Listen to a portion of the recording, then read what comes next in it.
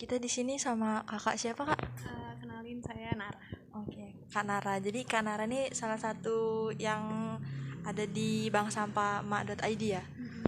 Jadi sebelumnya kita mau tanya dulu nih latar belakang dibangunnya bank sampah.id ini apa sih kak?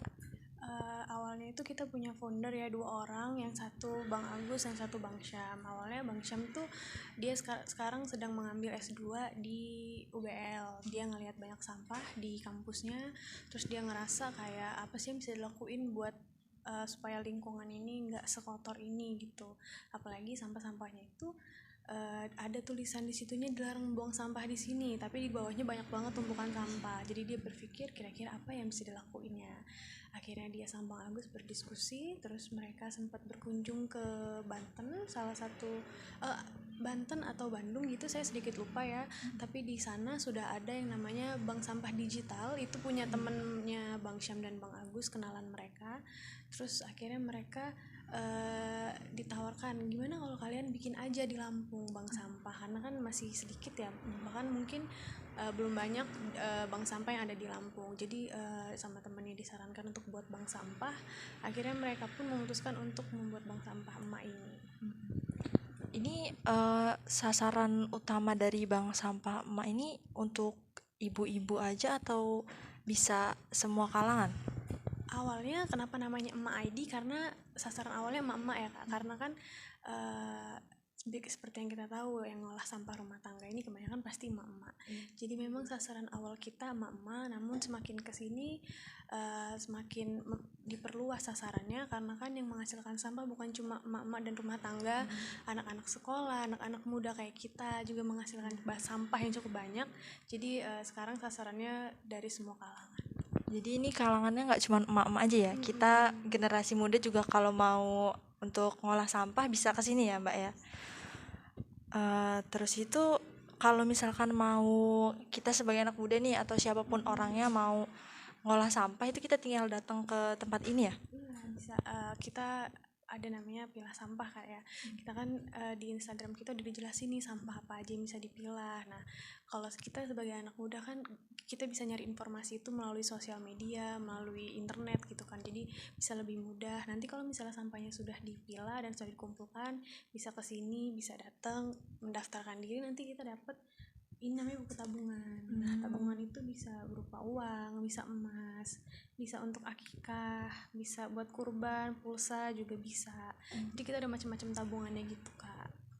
Ini yang milih tabungannya nanti kita sendiri kalau udah jadi nasabahnya ya. Benar, nanti misalnya kita udah nabung, kira-kira kalau misalnya ibu-ibu kebanyakan tabungan uang ya Kak, karena misalnya mereka melakukan penarikan biasanya kalau lagi butuh duit untuk belanja gitu. Nah, jadi ibu-ibu kebanyakan tabungan uang.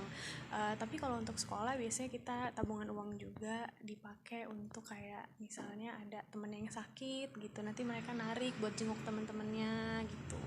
Jadi ini programnya sekarang udah luas banget ya, bukan cuman ibu-ibu, udah sampai sekolah juga tapi ya. Iya, kita udah punya beberapa sekolah yang kerja sama-sama kita, dari SD, SMP, SMA, dan terakhir ini pondok pesantren juga ada. Terus kalau mau jadi nasabahnya itu kita perlu daftar dulu ya kak ya? Iya Kak, kita perlu daftar.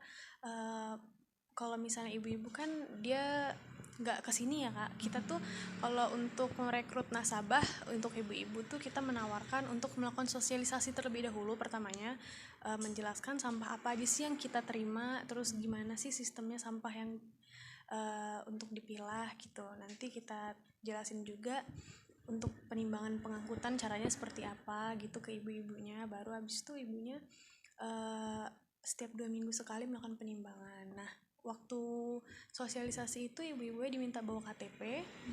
KTP-nya boleh fotokopi, boleh yang asli. Terus mengisi kayak ada formnya gitu nanti. Terus kita daftar di situ aja udah cukup. Itu aja.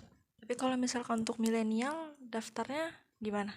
Bisa juga melalui WhatsApp kita. Kalau misalnya belum sempat datang ke sini ya untuk daftar, bisa melalui WhatsApp kita, nanti dibantu sama adminnya di situ, dikasih formnya. Kalau misalnya belum punya KTP pakai kartu pelajar, kalau udah punya KTP difotoin aja KTP-nya, karena itu buat data, hanya untuk data saja. Untuk supaya bila melakukan penarikan kita tahu ini orangnya bukan yang ngambil uangnya. Takutnya kan tabungan seperti ini kan riskan ya kayak, karena kan ini masih manual. Jadi kalau mau narik tabungan juga kita pasti minta untuk fotoin KTP-nya, bener nggak nama yang pemilik tabungan ini sama yang di KTP, sebagai bukti kalau itu pemilik tabungannya. benernya. Kalau misalkan ngebangun ini, kira-kira bank sampahnya ini dapat keuntungan nggak sih Kak dari ngebangun bank sampah ID ini? Kalau untuk keuntungan pasti dapat ya kayak, selain lingkungan yang bersih juga kita kan ngelola itu nggak gimana cara kita ngasih ke ibunya kalau misalnya kita sendiri nggak dapat untung gitu.